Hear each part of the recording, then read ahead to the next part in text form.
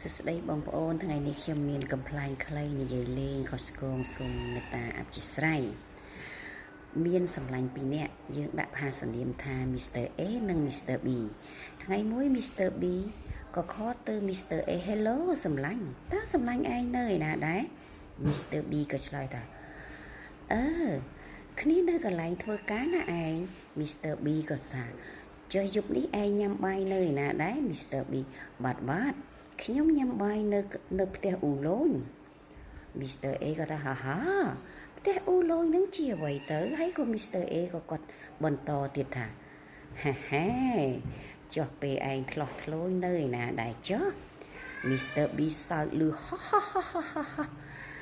យ៉ាងខ្លាំងអីយ៉ាមិត្តរបស់ខ្ញុំឥឡូវចេះកំ pl ែងលេងដែរតា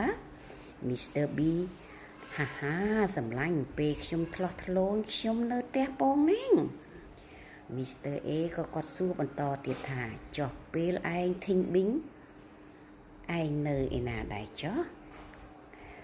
Mr. B ក៏សើចលាន់ថាហាសម្លាញ់ពេលខ្ញុំធីងប៊ីងឯងមិនដឹងទេចុះខ្ញុំនៅផ្ទះមុញច្រៃ